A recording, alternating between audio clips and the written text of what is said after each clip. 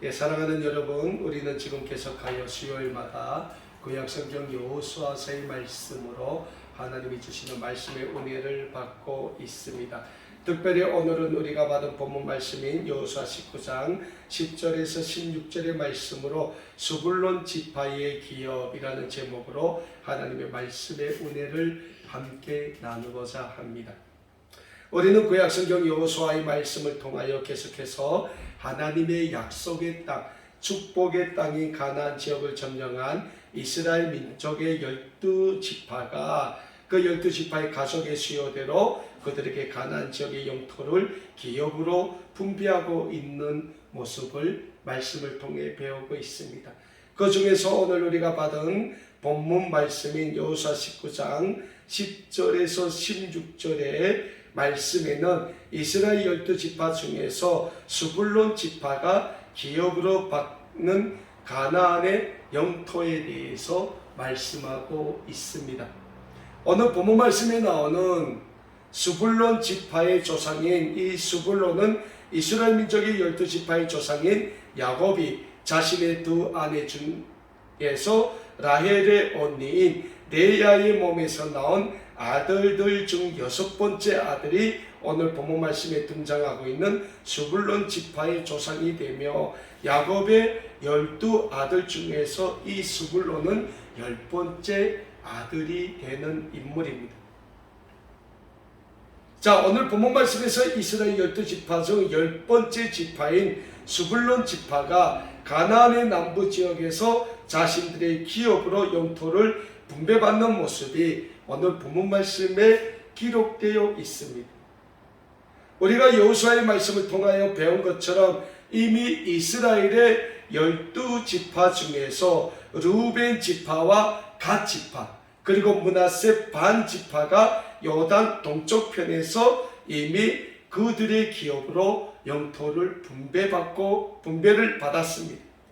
그리고 요단강을 건너 가나안으로 진격한 이스라엘 민족의 유다 지파와 요셉 자손의 지파에 속한 에브라임 지파와 므낫세 반 지파가 이미 가나안 중남부 지역과 북부 지역에 위치한 땅을 기업으로 받았습니다. 그리고 가나안 지역의 남은 영토인 가나안 남부 지역에 대해서 이스라엘의 남은 7지파에게 분배를 하기 위하여 여호수아는 실로에서 이스라엘 7지파에서 정탐꾼들을 뽑아 가나안 남부 지역을 돌아다니며 7지파의 그 부분으로 나누어 지도를 그려오라는 명령을 내리게 됩니다. 그리고 이스라엘의 7지파에서 선출된 이 정탐꾼들이 무려 6개월 동안 가나안의 남부 지역을 돌아다니며 7지파에 맞게 지도를 그려서 실로로 돌아옵니다. 그리고 여호수아는 실로에 있는 하나님의 회막 앞에서 그 지도를 놓고 제비를 뽑게 됩니다.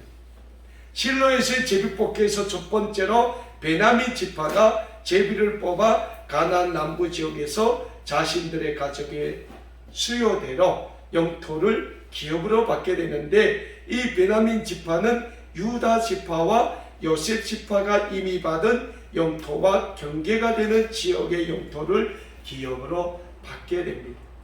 그리고 두 번째 시므온 지파가 제비를 뽑게 되어 가나안 남부 지역에서 영토를 기업으로 받게 되는데 시므온 지파는 유다 지파가 이미 받은 영토에서 그들의 기업으로 영토를 재분배받게 됩니다. 그러면 이 시므온 지파가 어떻게 유다 지파가 이미 받은 기업의 영토에서 자신들의 기업으로 영토를 재분배받게 됩니까? 그거는 유다 지파가 가족의 숫자대로 기업을 받았음에도 불구하고 유다 지파가 좀 더 넓은 영토를 기업으로 받았기 때문에 시므온 지파의 기업을 유다 지파의 기업에서 재분배하는 식으로 기업을 받았음을 우리는 전번 주 수요일 날 말씀을 통해서 배웠습니다. 자, 오늘은 세 번째로 제비를 뽑은 스불론 지파가 그 자손의 기업대로 수요대로 기업을 받습니다. 오늘 본문 말씀인 여호수아 19장 10절의 말씀입니다. 셋째로 수불론 자손을 위하여 그들의 가족대로 제비를 뽑았으니 라고 말씀하고 있습니다. 자, 수불론 지파가 가나안 남부 지역에서 세 번째로 영토를 기업으로 받게 되는데, 수불론 지파가 받은 기업에 대해서 오늘 본문 말씀인 여호수아 19장 10절 후반부에서부터 16절의 말씀에서는 이렇게 말씀하고 있습니다. 그들의 기업의 경계는 사리까지이며 서쪽으로 올라가서 마랄라에 이르러 답베셋을 만나 영루암 앞 시내를 만나고 사리에서부터 동쪽으로 돌아 해 뜨는 쪽을 향하여 기술로 다볼의 경계에 이르고 다브라스로 나가서 야비아로 올라가고 또 거기서부터 동쪽으로 가드 헤벨을 지나 옛가산에 이르고 네아까지 연결된 림몬으로 나가서 북쪽으로 돌아 한나돈에 이르고 입달 골짜기에 이르러 끝이 되며 또 갓닥과 나할랄과 시므론과 이달라와 베들레헴이 모두 12성읍과 그 마을들이라. 수불론 자손이 그들의 가족대로 받은 기업은 이 성읍들과 그 마을들이었더라 라고 말씀하고 있습니다. 사랑하는 여러분, 오늘 본문 말씀에 기록되어 있는 수불론 지파가 기업으로 받은 영토의 경계선과 거기에 속한 12성읍들은 오늘날 이스라엘의 갈릴리의 저지대에 속한 영토라고 할 수 있습니다. 그리고 이 지역에는 나사렛과 같은 마을들도 포함되어 있었음에도 불구하고 오늘 본문 말씀에서는 나사렛에 대한 언급은 없습니다. 우리가 구약성경 창세기 49장 13절의 말씀을 보면 야곱은 죽기 전에 수불론 해변에 거주하리니 그곳은 배 매는 해변이라 그의 경계가 시돈까지라고 예언하기도 했습니다. 이렇게 수불론 지파는 직접 해변에 거주하지 않고 가나안 남부 내륙 지방에 거주하고 있었음에도 불구하고 수불론 지파는 동쪽으로는 갈릴리 바다와 서쪽으로는 지중해를 배경으로 시돈 등의 항구 도시와 무역하면서 살았으므로 구약성경 창세기 49장 13절에 기록된 야곱의 예언이 성취된 것으로 우리는 알 수 있게 됩니다. 또한 오늘 본문 말씀에 기록된 수불론 지파의 기업의 경계는 서쪽과 북서쪽으로는 아셀 지파의 기업, 남쪽과 남동쪽으로는 므낫세와 이사갈 지파의 기업, 그리고 북쪽과 북동쪽으로는 납달리 지파의 기업의 경계와 각각 접하고 있음을 우리는 그 가나안 지역의 지도를 통해서 찾아볼 수 있게 됩니다. 무엇보다 수불론 지파가 기업으로 받은 영토는 앞에서 잠깐 말씀드렸지만은 축복이 많은 땅입니다. 이스라엘의 12지파의 조상인 야곱의 축복을 받은 땅이 다름 아닌 수불론 지파가 기업으로 받은 영토에 속합니다. 그리고 하나님의 제사장이었던 살렘 왕 멜리세덱이 아브라함을 축복한 곳이기도 합니다. 구약성경 창세기 14장 19절에 보면 이런 말씀이 있습니다. 그가 아브라함에게 축복하여 이르되 천지의 주제시요 지극히 높으신 하나님이여 아브라함의 복을 주시옵소서 라고 살렘 왕 멜기세덱이 아브라함을 축복하는 장면이 기록되어 있습니다. 그리고 아브라함의 축복은 야곱을 통하여 수불론에게까지 이어지게 됨을 우리는 성경의 말씀을 통하여 찾아볼 수 있게 됩니다.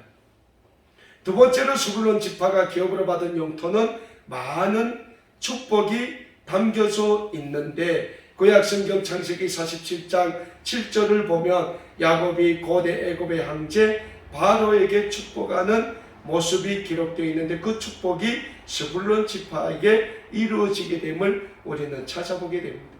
구약성경 창세기 47장 7절의 말씀입니다. 요셉이 자기 아버지 야곱을 인도하여 바로 앞에 서게 하니 야곱이 바로에게 축복하며 라고 말씀하고 있으며 창세기 47장 10절에서는 야곱이 바로에게 축복하고 그 앞에서 나오니라 라고 기록하고 있습니다. 또한 모세는 구약성경 신명기 33장 18절의 말씀에서 스불론에 대하여는 일러스되 스불론이여 너는 밖으로 나감을 기뻐하라고 이미 말씀했음을 우리는 신명기의 말씀을 통하여 찾아보게 됩니다. 다음으로 스불론 지파가 기업으로 받은 영토는 작지만 아름다운 땅이다 라고 말씀드릴 수 있습니다.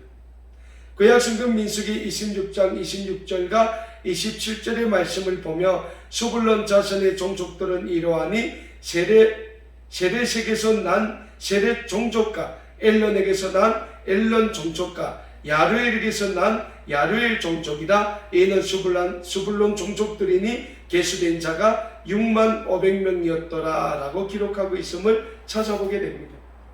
그러니까 스불론 지파는 그 인구에 비해서 넓은 영토는 아니었지만 그들의 땅은 하나님이 주신 아름답고 축복된 곳이었음을 우리는 구약성경과 신약성경을 통하여 찾아보게 됩니다. 먼저 이 스불론 지파의 영토는 훗날 예루살렘과 왕래를 끊으며 우상숭배에 빠지게 되고 외세 침략을 받으면서 순수한 신앙을 잃어버림으로 인하여 멸시받는 땅으로 구약성경에서는 기록되게 됩니다. 그래서 구약성경 이사야서 9장 1절에서는 이 스불론 땅을 향하여 이런 말씀을 하고 있습니다. 전에 고통받던 자들에게는 후감이 없으리로다. 옛적에는 여호와께서 스불론 땅과 납달리 땅이 멸시를 당하게 하셨더니 후에는 해변길과 요단 저쪽 이방의 갈릴리를 영화롭게 하셨느니라 라고 이사야서 9장 1절의 말씀에서 이사야 선지자가 예언하고 있는 모습을 우리는 찾아보게 됩니다. 자, 신약성경에 와서는 예수님이 나사렛 출신으로 갈릴리 지역에서 많은 사역을 하셨음을 우리는 또한 찾아보게 됩니다. 그리고 예수님의 12제자들 중 대부분의 제자들이 갈릴리 출신이었음을 우리는 또한 찾아보게 됩니다. 이처럼 하나님은 옛 스불론 땅을 복음의 진원지로 신약성경에서 사용하셨음을 우리는 찾아보게 됩니다. 사랑하는 여러분, 우리는 오늘 본문 말씀인 여호수아서 19장 10절에서 16절의 말씀을 통하여 몇 가지 영적인 교훈을 찾게 됩니다. 먼저 우리가 찾게 되는 교훈은 스불론 땅은 구약시대로부터 이어진 하나님의 축복의 땅이다라는 사실입니다. 야곱의 축복이 있었죠. 모세의 축복이 있었습니다. 그럼에도 인하여 그 스불론 땅에서 살고 있던 그 스불론 지파의 후손들이 하나님 앞에서 범죄함으로 인하여 그 스불론 땅은 잠시 멸시받는 땅으로 남아있게 됨에도 됩니다. 그래서 그러나 신약시대에 와서 예수님이 그 스불론 땅을 하나님의 나라 복음을 전파하시고 하나님 나라 그 복음을 증거하시는 데 있어서 가장 중요한 복음의 주년지로 사용하셨음을 우리는 말씀을 통하여 알 수 있습니다. 이처럼 오늘 이 시대에 있어서 우리의 삶의 터전이 하나님의 축복을 받는 삶의 터전이 되어야 한다는 사실입니다. 하나님은 우리 모두에게 삶의 터전으로 기업을 주셨어요. 근데 하나님이 우리에게 그 기업으로 주신 삶의 터전은 그 삶의 터전이 하나님의 축복으로 인하여 이 시대에 예수 그리스도의 복음이 증거되고 예수 그리스도의 그 구원의 사랑이 증거되는 복음의 통로가 되고 예수 그리스도의 축복의 사랑의 통로가 되라는 사명을 주셨음을 우리는 잊지 말아야 합니다. 그래서 우리는 늘 우리의 삶의 터전을 위하여 하나님께 기도해야 됩니다. 그 삶의 터전을 통하여 우리의 개인의 삶이 행복하고 우리의 개인의 이익을 추구하는 그러한 삶의 터전이 아닌 우리의 삶의 터전을 통하여 이 시대에 하나님의 생명의 복음이 전파되고 예수 그리스도의 구원의 사랑이 증거되는데 쓰임받는 축복의 통로가 되게 해달라고 우리는 하나님께 우리의 삶의 터전을 위하여 기도해야 한다는 거예요. 그럴 때 하나님은 이 스불론 지파의 기업의 영토를 축복해 주신 것처럼 우리의 모든 삶의 터전을 통하여 하나님은 영광을 받아주시고 우리의 삶의 터전을 하나님은 하나님의 계획 아래서 아름답게 축복해 주시게 된다는 영적인 진리를 우리는 잊지 말아야 합니다. 두 번째로 우리가 오늘 본문 말씀을 통하여 찾게 되는 교훈은 우리의 삶이 하나님께 드려지는, 그래서 우리의 삶이 하나님의 축복을 받는 아름답고 복된 삶으로 이어지고 만들어져 가야 한다는 영적인 교훈입니다. 하나님은 우리를 하나님의 거룩한 구원의 백성으로 불러주셨어요. 그리고 예수 그리스도의 십자가의 구속의 은혜로 우리를 구원해 주셨습니다. 그리고 하나님은 구원받은 하나님의 거룩한 백성인 우리에게 하나님의 그 구원의 복음을 전파하는 복음의 증거자의 사명을 주셨습니다. 그래서 우리는 때를 얻든지 못 얻든지 늘 하나님의 그 구원의 복음을 전하는 데 힘써야 합니다. 우리가 하나님의 구원의 복음을 전하는 데 힘쓸 때 하나님은 우리를 통하여 영광을 받으시게 되며 하나님은 우리를 통하여 많은 구원의 역사를 이루어 가시게 되는 겁니다. 그래서 우리의 삶은 늘 하나님 앞에 쓰임받는 아름답고 복된 삶이 되어야 하는 줄을 믿으시길 바랍니다. 우리가 하나님의 그 구원의 영광, 아름다운 그 복음의 증거자의 삶으로 살아갈 때 하나님은 우리를 통하여 하나님의 그 아름다운 축복의 역사를 이루어 가시게 되는 것입니다. 그래서 무엇보다도 우리는 우리의 삶을 늘 하나님께 드리게 힘쓰는 삶으로 만들어가야 합니다. 로마서 12장 1절의 말씀에 있는 것처럼 너희는 이 세대를 본받지 말고 온전히 너의 모든 삶을 다하여 하나님의 구원의 영광을 위하여 복음의 산재물로 드리게 힘쓰라고 우리에게 말씀하고 있지 않습니까? 그 말씀이 우리의 삶을 통하여 이 시대에 이루어져야 하는 것입니다. 그럴 때 하나님은 우리를 통하여 이 마지막 시대에 하나님의 구원의 영광을 이루어 가신다는 거예요.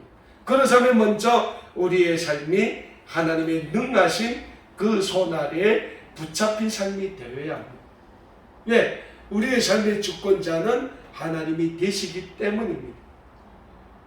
그래서 신약성경 베드로전서 5장 6절 말씀에서는 우리에게 이런 말씀을 줍니다. 그러므로 하나님의 능하신 손 아래에서 겸손하라. 때가 되면 너희를 높이시리라.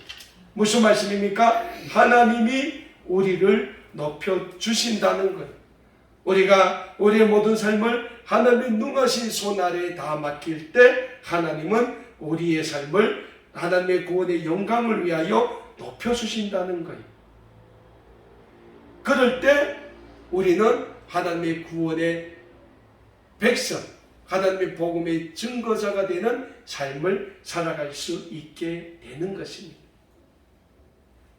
신약성경 요한일서 3장 23절과 24절의 말씀에서는 우리에게 이런 말씀을 주고 계십니다. 그의 계명은 이것이니 곧 그 아들 예수 그리스도의 이름을 믿고 우리가 우리에게 주신 계명대로 서로 사랑할 것이니라. 그의 계명을 지키는 자는 주 안에 거하고 주는 그 안에 거하시나니 우리에게 주신 성령으로 말미암아 그가 우리 안에 거하시는 줄을 우리가 안다고 요한일서 3장 23절 24절의 말씀에서는 우리에게 말씀하고 있습니다.